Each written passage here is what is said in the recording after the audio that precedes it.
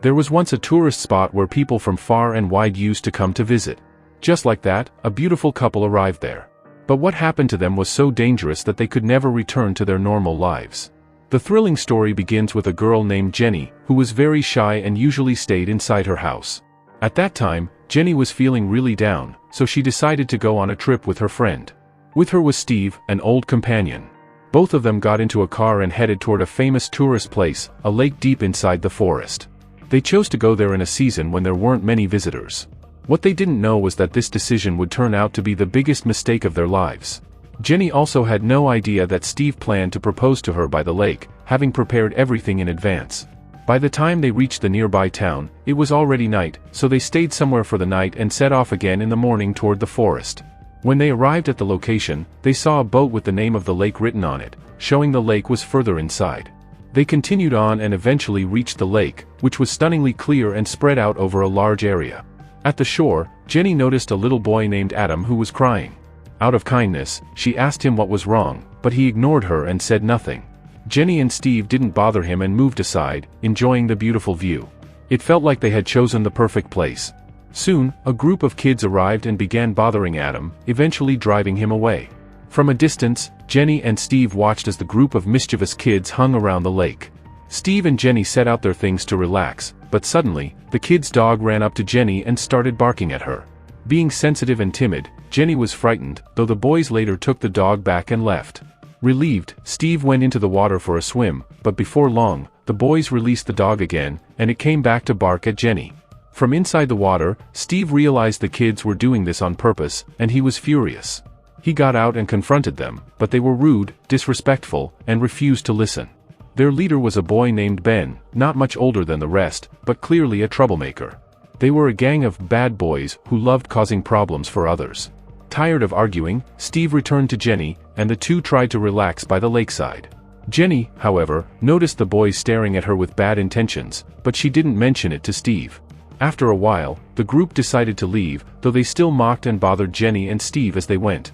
The couple had never met such nasty kids before, but thankfully, they were finally gone. Now Jenny and Steve could share their private moment in peace. As night fell, Steve began setting up a tent. They had brought some food and drinks with them, planning to spend the night there by the lake. As Jenny walked by, she noticed some movement in the bushes. It felt like someone was watching them, though she couldn't figure out who it was. That night, she and Steve lit a fire, hugged each other, and talked for hours.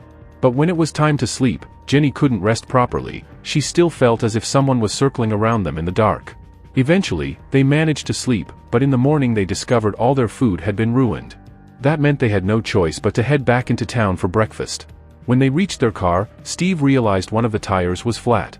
Someone had placed a bottle with sharp glass pieces behind the wheel, which had punctured it. Steve immediately guessed who was responsible, the same group of troublesome boys.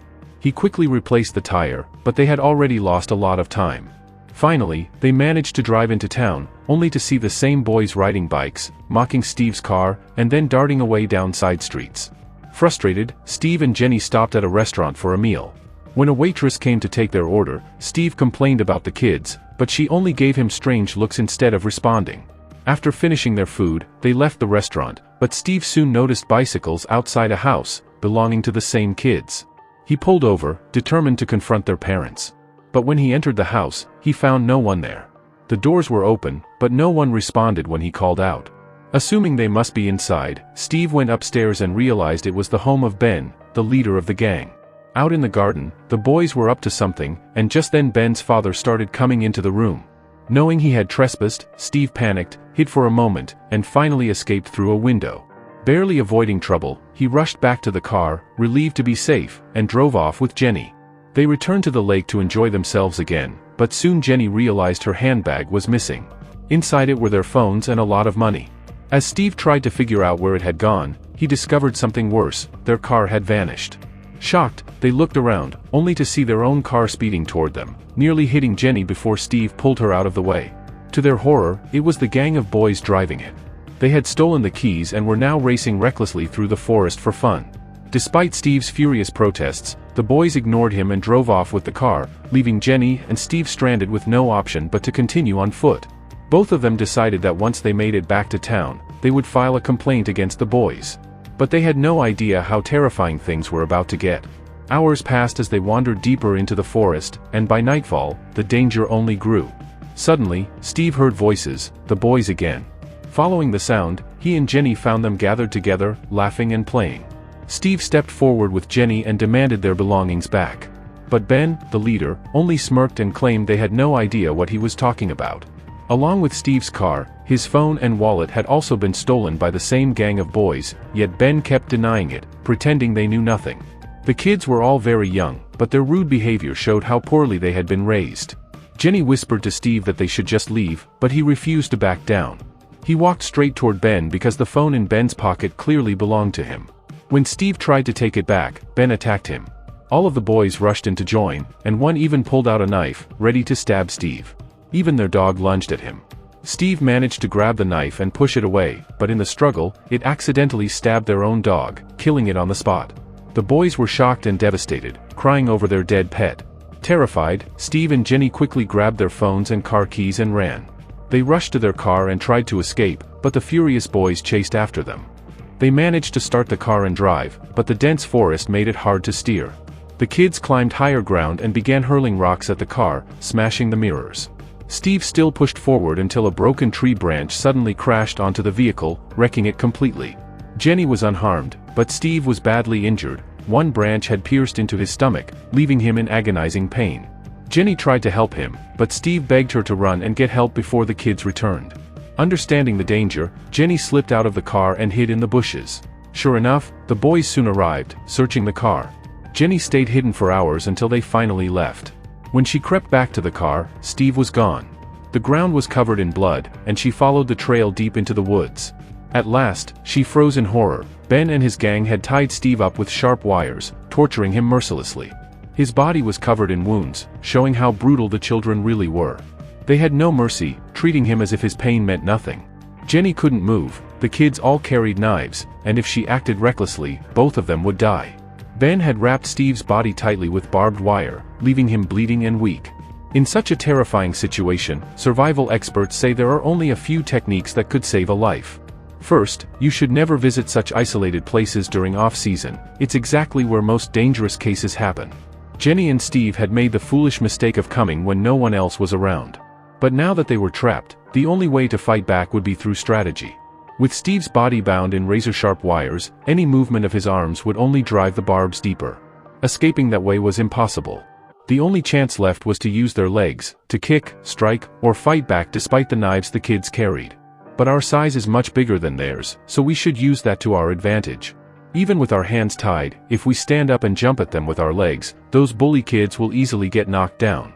Even if they have knives, they won't be able to do much. And if during the process your hands get free, just grab a piece of wood. They're just kids, not professional killers. Before actually killing someone, they'll think twice. That's why we should attack them first with a wooden stick and beat them until they run away. If Steve had followed this plan, he might have survived. But instead, Ben kept telling his friends to torture him more. Each of Ben's friends had a knife, and they kept making wounds on Steve's body. Then one of Ben's friends said they should stop because this was a crime and they were only making it worse. But Ben got angry and even hit his own friend, saying, "This man killed our dog, so we have to make him suffer badly." Poor Ben's friend was forced to continue, and all of them kept torturing Steve, some stabbing his arms, others slashing his face. Jenny, standing at a distance, couldn't bear to watch such a terrifying moment. She tried using one of her devices to connect to a mobile phone. Luckily, it worked, and she started calling the police. But since Ben had Steve's phone, he saw the notification and realized Jenny was nearby. Immediately, Ben and a few of his friends ran after her to catch her. Meanwhile, Steve tried hard to free himself and finally managed to escape using a sharp wire, then ran into the forest. Jenny could be seen running far ahead, with Ben's gang chasing right behind her. If they caught her, they would torture her just the same. Jenny kept running to save her life until she reached a cabin, likely belonging to woodcutters. Nobody was inside, but when Jenny looked around, she found a walkie-talkie. She stretched her hand to grab it, but by mistake, it fell and broke.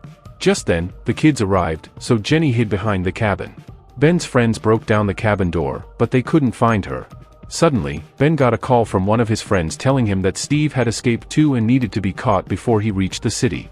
Hearing this, Ben became furious and rushed after Steve with the others.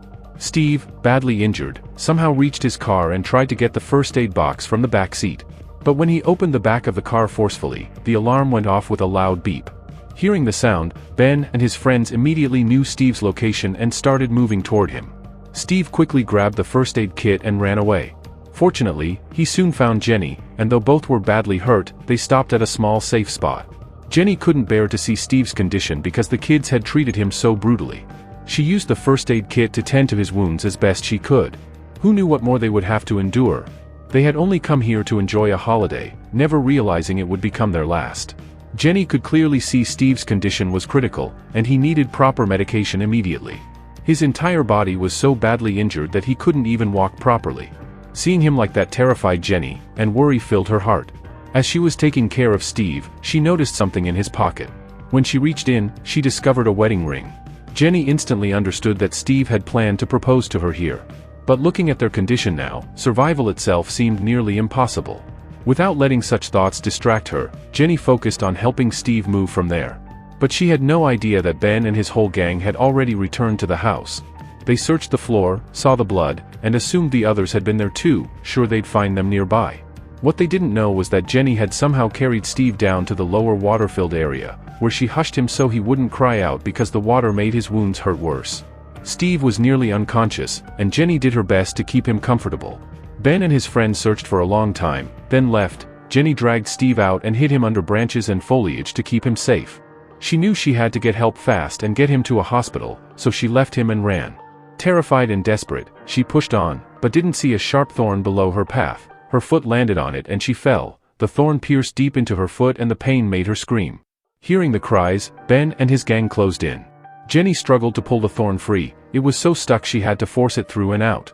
A short distance later she met the boy Adam, the same boy who had been bullied earlier, who said he knew the way out and offered to show her.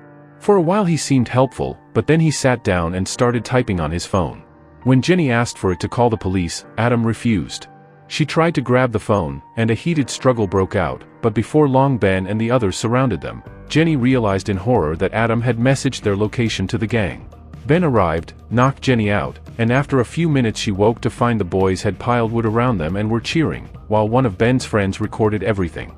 Jenny turned and froze. Steve lay beside her, unresponsive. He was dead, and it was clear Ben had killed him to avenge their dog. The gang's cruelty escalated. They doused the area with fuel and decided to burn the couple alive. Ben even forced Adam, trembling, to light sticks and throw them toward the pyre. Adam didn't want to, but Ben forced him. Jenny begged and pleaded, but the kids were enjoying the brutality. The fire quickly caught Steve's body and the flames grew higher and higher. Ben danced with joy, taking pleasure in their suffering. As the flames spread, the ropes binding Jenny burned away and she managed to free herself. Once out, she realized Steve would not survive, so she ran to save her life. Enraged, Ben threatened that if she left he would burn Adam alive too, and when Jenny hesitated, Ben crazily set Adam's face on fire. The boy burned to death. No one could have imagined such heartless cruelty. Jenny ran deeper into the forest and found a map of the whole area. Breaking the glass container, she pulled it out, knowing it could lead her to safety. Then she heard people approaching and hid inside a nearby trash bin full of rotting garbage, holding still despite the stench because any movement would give her away. After Ben and his gang left, Jenny crawled out covered in filth, fashioned a weapon by wrapping a sharp shard of glass on her hand, and waited. When one of Ben's men approached, she stabbed him in the throat with the glass. He died instantly, her first direct strike against them. She fled into the trees. Later, when Ben and the remaining gang found their friend dead, they were shocked. None of them expected Jenny to fight back. One of Ben's friends wanted to leave, saying this was getting out of control, but Ben refused. In a blind fury Ben killed that friend too. It seemed like a demon had taken him over, and even his female companion fled in terror. Following the map, Jenny pressed on through the night until she spotted a parked car with a man sitting inside who worked in the area. She begged him for help and he put her in the car, but instead of driving away he pulled back toward the spot where Ben and the others were. The man said he needed to rescue someone, then left the vehicle. Jenny, terrified, started the car herself and drove off. Soon she saw Ben's female friend standing in the road. Jenny could have spared her, but with Steve dead and rage boiling inside her, she floored the accelerator. Jenny's car barreled through the forest's edge, the sharp crunch of broken branches and gravel under the tires masking the chaos in her mind. In the path ahead, she saw lights, warm, golden glimmers from a farmhouse where a party was underway. Bloodied, bruised, and covered in filth, she drove straight up to the gathering, slamming the brakes and stepping out, desperate for help. The people inside, strangers yet kind, rushed to her aid, bringing her in, offering towels, water, and a place to rest. Relief washed over her for a moment, until one of the adults' phones rang.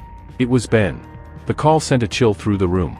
Within moments, it became clear, this farmhouse belonged to Ben's parents. Through the line, Ben detailed everything, his voice sharp and furious, describing how a crazy girl had killed all his friends and was fleeing in a garbage-covered car. The adults realized instantly who Jenny was, the same girl their son had been obsessively talking about. Panic replaced any sense of safety. Jenny, understanding the situation, knew she was far from safe. Ben's family mirrored his ruthlessness, their potential for cruelty unmistakable. Acting quickly, she ran to a bathroom, locked the door, and tried to gather herself. Minutes passed, tense and suffocating, until the banging started. Ben's parents began forcing the door, yelling for her to open it, their combined strength rattling the lock. Jenny's chest raced. She could hear Ben's voice through the chaos, feeding them lies, twisting her actions, turning the situation entirely against her. The door finally gave way, and they stormed in. At that moment, Ben appeared, standing there with a mixture of anger and triumph on his face, his presence confirming her worst fears. She had no room to escape. Jenny's mind raced as the realization hit. She had escaped the forest, survived his gang, but now she was trapped in the lion's den itself. At this point, it was painfully obvious that nobody in that house, or anywhere nearby, would spare Jenny. Ben, ruthless and methodical, scrolled through his phone and systematically deleted every single video he had recorded. Each of these videos contained concrete proof of his crimes, the attacks, the chaos, the murders, but one by one, he erased them all. In an instant, the digital trail was gone. Officially, there would be no evidence linking him to any of the horrors that had unfolded. Jenny, who had come here with Steve hoping for a peaceful getaway, found herself completely powerless. Their lives, once filled with hope and excitement, were now snatched away in a whirlwind of violence and terror. Meanwhile, Ben sat back, a cruel smirk on his face, fully aware of the fear and destruction he had caused. Despite the fact that he had mercilessly ended so many lives, justice would never touch him. This is a harsh reality. People with power, connections, and influence often slip through the cracks, evading punishment for acts that would ruin ordinary lives. Jenny's story, once bright and full of joy, ended tragically, leaving only sorrow and a chilling reminder of the dangers that lurk when evil goes unchecked. This is how our story ends here.